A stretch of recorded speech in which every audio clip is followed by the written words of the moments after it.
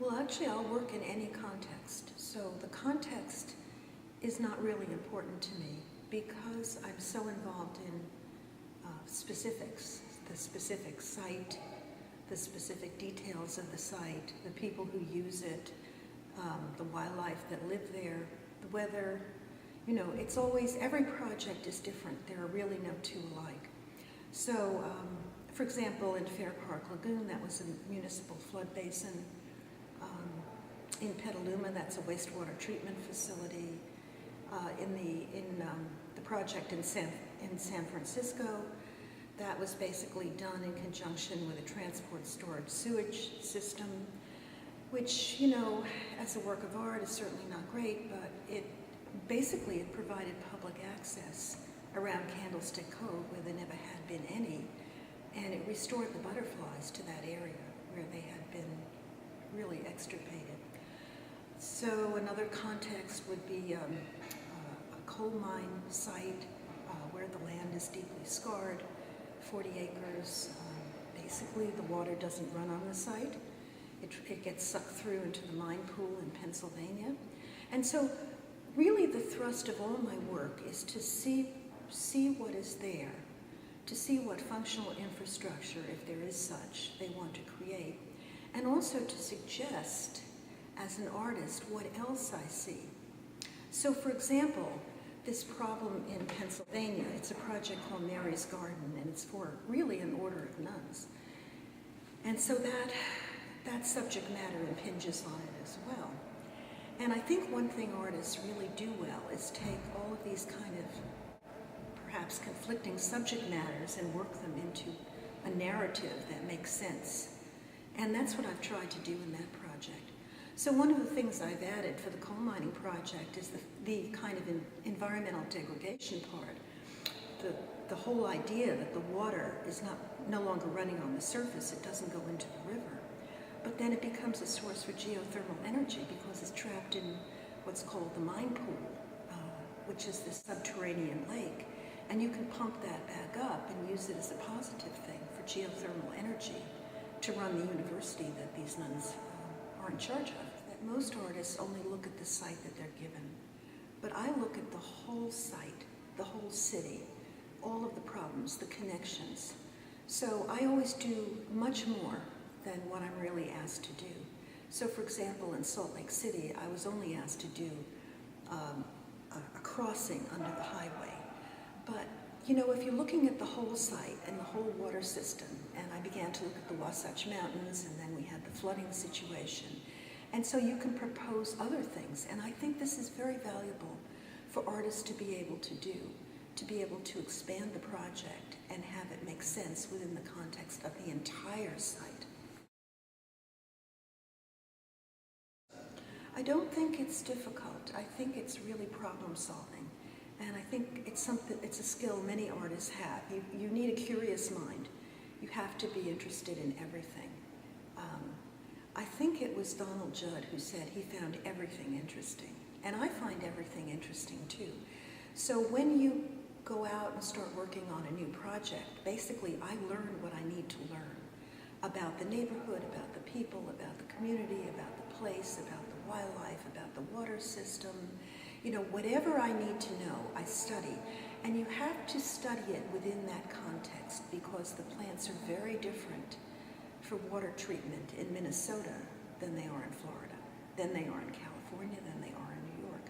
So you begin to see the patterns, but then you have to get down to the fine details of what will work.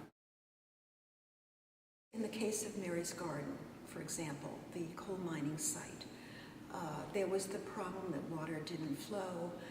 That was almost the key problem. There was also acid mine drainage. Basically, when water flows underground through these coal mining sites, the water becomes very acidic because it picks up the metals and so on. When it comes back out into the open, into air, it oxidizes and all the minerals precipitate out, the irons and so on, and that's where you get that kind of yellow boy and red boy, those beautiful, I almost think of it as warning coloration in butterflies that are poisonous. It's incredibly beautiful and also incredibly toxic. But it's not a difficult problem to solve. But basically talking about expanding the project, one of the things I decided to do was clean all the stormwater from the university. And that's actually being done within the context of two flower shapes that they're flowers that are associated with the Blessed Virgin. And so trying to relate the subject matter and the images to what the person who is commissioning the project will understand is also important to me. And then I take those shapes and use that as the overall image of the project. But the details within the project usually have to do with the science of the project and also the public access, because as someone who did not come from a wealthy family, I spent most of my time in public parks.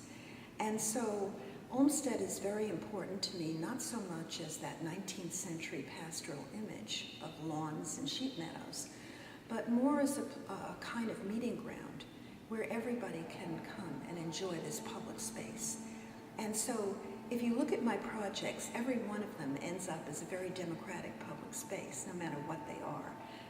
I always insist that they be open to everybody. I always insist that they support wildlife. And so there are usually a lot of restorations of plants and animals that used to be there, and often within the context of big hunks of concrete. If you're designing a sewage treatment plant, it's a terrifying prospect, that maybe you would be poisoning the water if it didn't work. So those are the kinds of issues you face when it's more than just an art project. It's also terrifying if you didn't balance the environmental communities out so that suddenly, some invasive species was taking everything over. So you really do need to get those small details right. And then you also have to hope for the best, because anything you design in conjunction with the natural world is very fluid. It's changing all the time. It will transform. I mean, there are cycles of transformation, and basically the best you can hope for is study natural systems so that you have an idea of what might happen, and then try to emulate that. And basically that's what I do. I study plant animal systems as models for just about everything. Well, actually, I became interested in plants when my first child was born, and it was very frustrating going from being a pure artist, where your time was your own and you could create the work of art that you wanted to create, to suddenly having no time.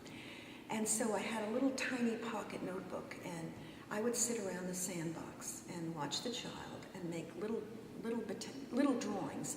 And so I became very interested in botany, started reading botany textbooks, and discovered that these plants were totally functional, that every aspect of a plant is designed for some specific purpose, to either catch the sunlight or reproduce or get water, or supply a substrate for microbes, whatever.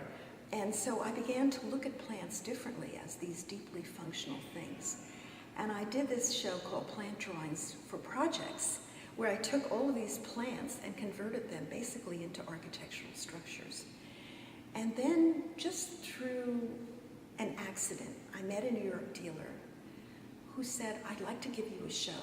In all my years of trucking around New York, nobody ever wanted to give me a show. But suddenly, here I was, living in the country, not seeing anybody, just went to a party, and a New York art dealer happened to be there, and said, "I will show anything of yours." So I gave her the plant drawings for projects. Harry Parker walked in.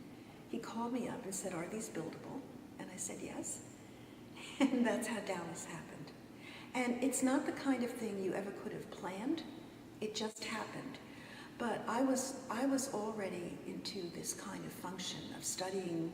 There are many, many series of drawings that nobody has ever seen about animal systems, lung flukes, all kinds of little minutiae in nature, and really became involved in how things work.